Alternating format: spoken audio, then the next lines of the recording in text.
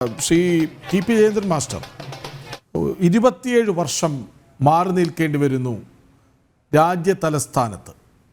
അവിടെ കേന്ദ്രഭരണമുണ്ട് കഴിഞ്ഞ വർഷങ്ങളിൽ. പക്ഷേ ഞാൻ പറഞ്ഞത് ഡൽഹി നിയമസഭയിൽ ഭരിക്കാനാവാതെ പോകുന്നു. കോൺഗ്രസ് വരുന്നു, പിന്നീട് ആം ആദ്മി വരുന്നു.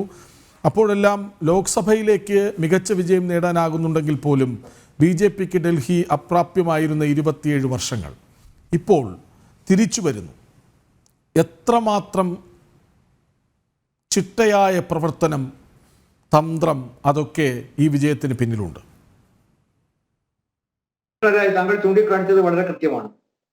27 വർഷം അധികാരത്തിൽ നിന്നും മാറി നിൽക്കുമ്പോൾ ഉത്തരവാദിത്ത ബോധമുള്ള ഒരു പ്രതിപക്ഷമായി പ്രവർത്തിക്കുക മാത്രമല്ല, ജനങ്ങളുടെ മനസ്സ് കീഴടക്കുന്നതിനാവശ്യമായ ചിട്ടയോടെയുള്ള ആസൂത്രിതമായ പ്രവർത്തനങ്ങളായിരുന്നു കഴിഞ്ഞ കുറേ വർഷങ്ങളായി ഭാരതീയ ജനതാ പാർട്ടി നടത്തിക്കൊണ്ടിരുന്നത്.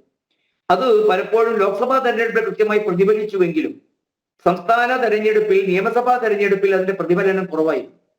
കാരണം ഇവിടെ നേരത്തെ സേനാപതി പറഞ്ഞ മാതിരി, വീണ് പറഞ്ഞ മാതിരിയിൽ സ്ത്രീകൾ വോട്ടർമാർ, പിന്നോക്ക വിഭാഗങ്ങളിൽപ്പെട്ടവർ, സിഖുകാർ, ന്യൂനപക്ഷ വിഭാഗത്തിൽപ്പെട്ടവർ, ഇവരുടെയൊക്കെ തന്ത്രപരമായ വോട്ടുകൾ നേടിയെടുക്കുന്നതിൽ ആം ആദ്മി പാർട്ടി ഒരു പരിധിവരെ വിജയിച്ചിരുന്നു.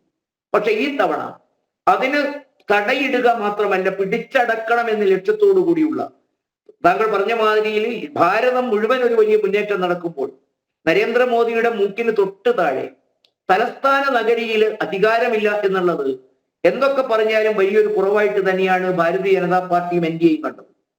വർഷങ്ങൾ നീണ്ടുനിന്ന ചിട്ടയായ പ്രവർത്തനങ്ങളിൽ 1,00,000-ഓളം വീടുകളിൽ കൃത്യമായി ശ്രദ്ധ കേന്ദ്രീകരിച്ച് അവിടുത്തെ സമ്പർക്കം നടത്തി, വിവിധ വിഭാഗങ്ങളുടേതായ സെക്ടറിൽ രോഗങ്ങൾ വിളിച്ചു ചേർത്ത്, പിന്നോക്ക വിഭാഗങ്ങളുടെ പ്രവർത്തനങ്ങളിൽ ശ്രദ്ധ കേന്ദ്രീകരിച്ച് മൈക്രോ ലെവൽ പ്ലാനിങ്, വോട്ടർമാരെ കാണുക, വോട്ട് ക്യാൻവാസ് ചെയ്യുക എന്നുള്ള ചിട്ടയോടെ പ്രവർത്തനത്തില് അഴിമതി മുഖ്യ വിഷയമായിരുന്നു. വ്യാജ വാഗ്ദാനങ്ങൾ വലിയ വിഷയമായിരുന്നു. ദേശീയ ഗവൺമെന്റ് നൽകിക്കൊണ്ടിരിക്കുന്ന മുന്നേറ്റങ്ങൾ എന്തുകൊണ്ട് ഈ സംസ്ഥാനം നടക്കുന്നില്ല എന്നത് വലിയ പ്രശ്നമായിരുന്നു. വ്യാജ ആരോപണങ്ങൾ ഉണ്ടായിരുന്നതിനെ തകർക്കുക എന്ന ലക്ഷ്യമുണ്ടായിരുന്നു. അതിനെയൊക്കെ ചിട്ടയോടെ നടത്തിയതിന്റെ ഫലമായിട്ട് വർദ്ധിതമായ ആത്മവിശ്വാസം ഈ തെരഞ്ഞെടുപ്പിൽ നമുക്ക് കിട്ടുന്നത് ഡൽഹിയിലെ 12 ന്യൂനപക്ഷങ്ങൾക്ക് പ്രാമുഖ്യമുള്ള, ഒരുപക്ഷെ ഭാരതീയ ജനതാ പാർട്ടിക്ക് അപ്രാപ്യമായ മേഖലകളിലൊക്കെ, സംഗം വിഹാർ ആയാലും ഗോകുൽപൂർ ആയാലും മുസ്തഫാബാദ് ആയാലും ആ മേഖലകളിലൊക്കെ തന്നെയുള്ള ന്യൂനപക്ഷ വിഭാഗങ്ങളുടെ ശ്രദ്ധ കേന്ദ്രീകരിക്കാനും, ഡൽഹിയിലെ ഇമാം പോലും പരസ്യമായിട്ട് പറഞ്ഞു, വ്യാജ പ്രചരണങ്ങൾ കൊണ്ട് BJPയിലെ മനസ്സ് ന്യൂനപക്ഷങ്ങൾക്കിടയിൽ കടന്നു കയറുന്നതിന് തടഞ്ഞു നിർത്താനാവില്ല. അദ്ദേഹം പരസ്യമായിട്ട് പറഞ്ഞു.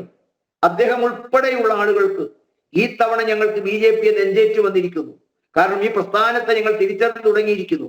ഇതുവരെ ഇതിനെക്കുറിച്ച് ഭീതി പലർത്തുന്ന ഒരു തരത്തിലുള്ള മനോഭാവമായിരുന്നു ഈ കോൺഗ്രസ്സുകാരും ആം ആദ്മി പാർട്ടിക്കാരുടെ ശ്രമിച്ചുകൊണ്ടിരുന്നത്. സിഖ് മേഖലകളിൽ, അവർക്ക് സ്വാധീനമുള്ള മേഖലകളിൽ വലിയ കടന്നുകയറ്റമാണ് BJP നടത്തിയിരിക്കുന്നത്.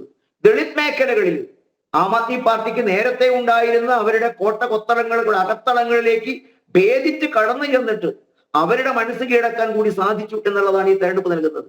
സ്വാഭാവികമായിട്ടും കൃഷ്ണരാജ്, ഓരോ തെരഞ്ഞെടുപ്പും ഓരോ അനുഭവമാണ്, ഓരോ തെരഞ്ഞെടുപ്പും ഓരോ പാഠമാണ്, ഓരോ തെരഞ്ഞെടുപ്പും ഒരു ഗവൺമെന്റിന്റെ പ്രവർത്തനങ്ങളെ മാറ്റുരച്ചു നോക്കാനുള്ള ഉരകല്ലാണ്. ആ ഉരകല്ലിലാണ് BJP ഇത്തവണ വിജയം കണ്ടിരിക്കുന്നത്. 27 വർഷങ്ങൾ അകന്നു നിൽക്കുമ്പോഴും ജനമനസ്സിലേക്ക് ഇറങ്ങിച്ചെല്ലാൻ, BJPയുടെ പ്രചരണങ്ങളെ ജനങ്ങൾക്ക് സ്വീകാര്യമായ തരത്തിലേക്ക് മാറ്റിമറിക്കാൻ, അഥവാ അവർക്കൊപ്പം നിന്ന് പോരാടാൻ സാധിച്ചു എന്നുള്ളതാണ്.